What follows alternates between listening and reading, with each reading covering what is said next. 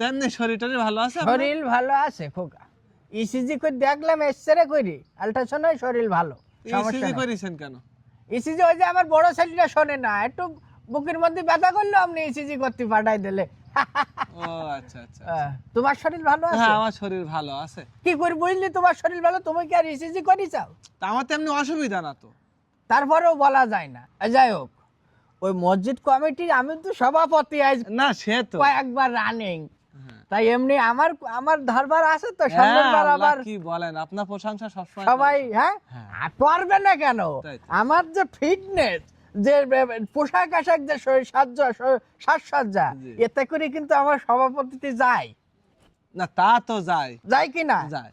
হ্যাঁ, এখন আপনার সব ঠিক আছে, তা আমি একসময় আমার ওই আপনার তো সুদিন এখন, হ্যাঁ, আমার বাপ চাচা দাদাদের কাছে গল্প শুনেছি, এক সময় মানুষের ভুইতি জোন খাইতেছেন ধোঁয়া দেয় একেবারে, সে কষ্টটা তো আর নেই এখন, তাই না?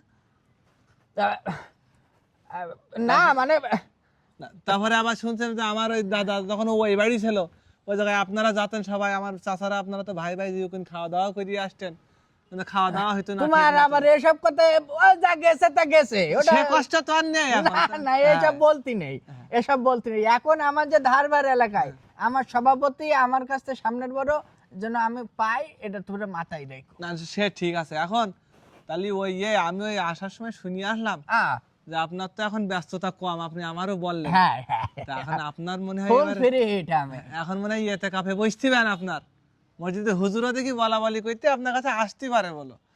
হ্যাঁ হ্যাঁ, আমার আপনার কাছে আসতে পারে, ইতে কাফে বসতে হবে। তুমি চলে যাও খোকা, ওটাই যাবো।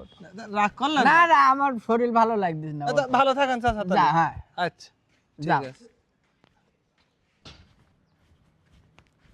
আসসালামু আলাইকুম ওয়া রাহমাতুল্লাহি ওয়া বারাকাতুহু। ওয়ালাইকুম আসসালাম। দাদা ভালো আছেন? ভালো আছি, ভালো আছি। তুমি আমার কথার উত্তর দাও। হ্যাঁ বলেন।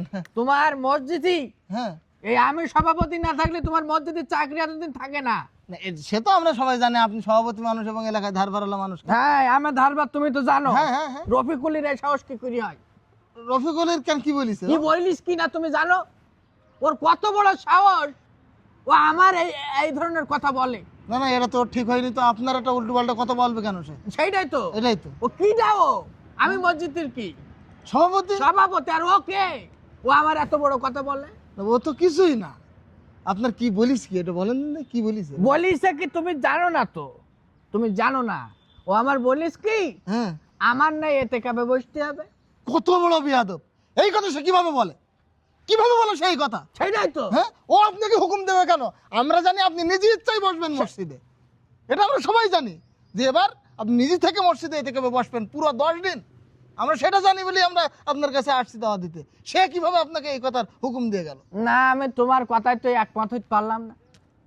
আমি একজন ব্যস্ত মানুষ, আমি এই যে বসে রয়েছি, আমার বসারও সময় নেই।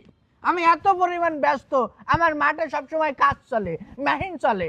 আমি কি করি, আমি যে তোমার ওই এতে কাপে আমি বসবো? আচ্ছা, কিন্তু একটা কথা বলবো। বলো।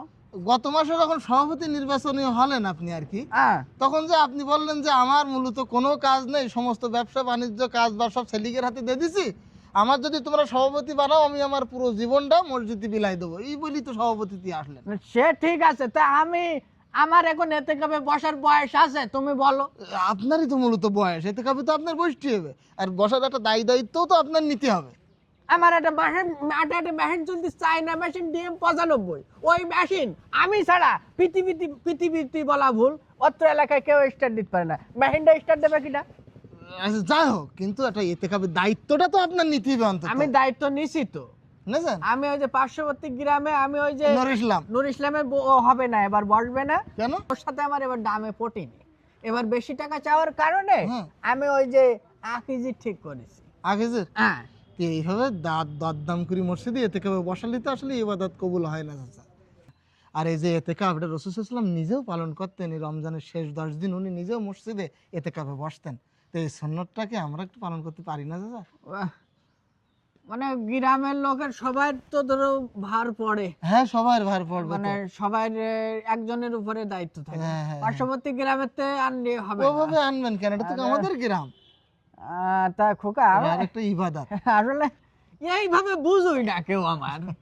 আমি মনে করলাম ওই ছেলেটা মনে হয় আমার মনে হয় আমার না, মনে হয় না, না, টিটকিলি মতন মাইরি গেল আমার একটু রাগানির জন্য আসলে না না না, আর এবার মসজিদে যুবকরাও এতে কাবে বসবে শুনলাম। তাই নাকি জি তা খোকা তাহলে ঠিক আছে ইনশাআল্লাহ। তুমি যেভাবে বলিস আর কি ইফতারি করি স্যার, ইনশাআল্লাহ। আসসালামু আলাইকুম। ওয়ালাইকুম আসসালাম।